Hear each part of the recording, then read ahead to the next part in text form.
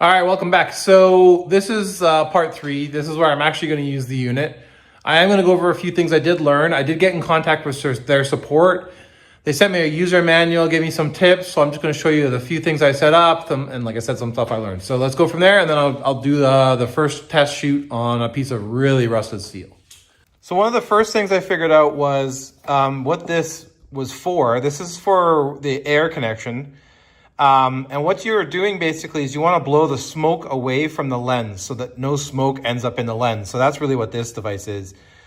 They actually show in one of the image examples that it's kind of blowing down. I don't see how that's possible with how this is kind of configured. So I'm going to try it like this or try it blowing on the side. But basically the idea is you would just want to have it so it's blowing the smoke away from the lens, not getting in the lens.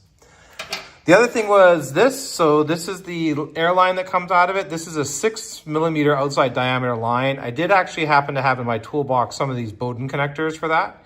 And went to an NPT so I could just do my standard airline connector. The maximum pressure that they say is 8 bar, which is about 100 PSI is what you're sort of going for as a maximum. So that's set up and ready to go.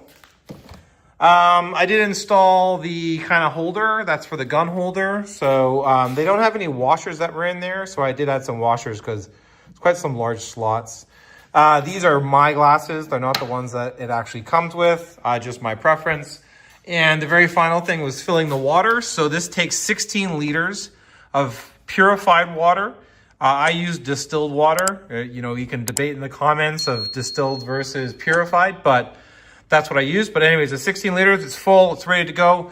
So I'm ready to turn this thing on and get into some steel. And the very last thing is, this is the piece of steel that I'm going to be using. This has been sitting outside for 2 years.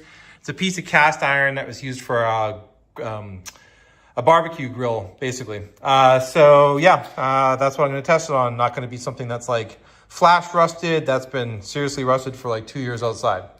So let's get it fired on and go from there.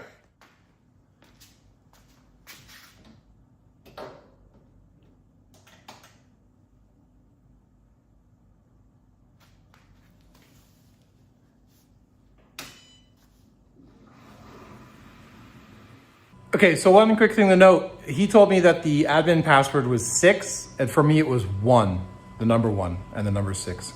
So that was one thing I had to get going. So got the water cooler going, no alarms this time. If you saw the first video, there was no water, so there's tons of alarms, so no alarms. Got my gun set up, I'm gonna hook up my air. Just for the video and some sound, I don't have my air compressor switched on, but I got both of my tanks full, so we should be good for this anyway. But if I do have to turn my compressor on, then I'll just put some music over because otherwise you're gonna hear this. So yeah, anyways, let's fire it up and see what it does. So for my first test, I'm gonna be doing 1,000 watts. This is currently at 68 Fahrenheit. So as I blast it, or after I kind of get it cleaned up, I'm gonna take another temperature check. Again, this is pretty thick cast steel, so I'm not expecting too much of a temperature change, but let's see.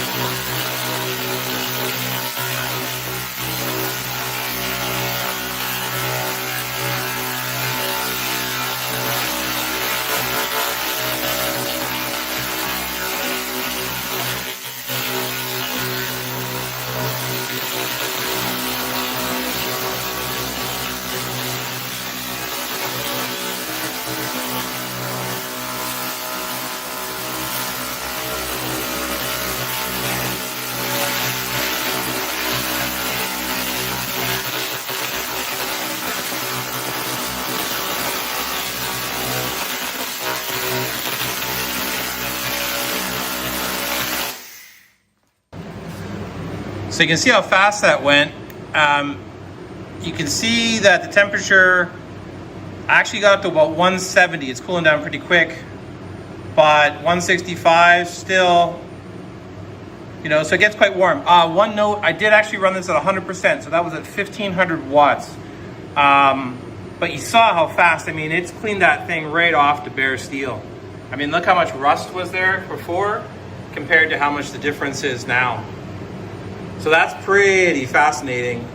I mean, you got to be, I mean, that's pretty, the width is pretty good too. I mean, I did 2 passes to get the full width of both sides. That's pretty impressive. It made a bit of a clean spot on my concrete. But yeah, it made quick work of that. But given the fact that, let's see where we're at now, so temperature, yeah, 152. So I mean, what we were at 70 before, so definitely doubled the temperature.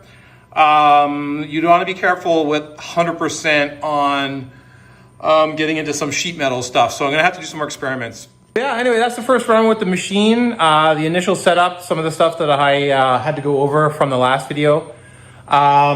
Pretty simple to get going. I mean, once you kind of like fire it up. But one thing I did notice is, for some reason, you had to hit sway and then laser. And then on the gun, you have to push the trigger twice for it to actually start. So anyways, I'm really impressed by that. I mean, that cleaned that off so super quick. Time to do some more testing. It is a bit smoky in here. I'm gonna open some garage doors and get that out of here. But yeah, anyways, part 4, I'm gonna get into some more testing of sheet metal and temperatures, figure out what it takes to actually warp something so I know kind of where the limits are and where I have to get to. But yeah, hope you enjoyed it.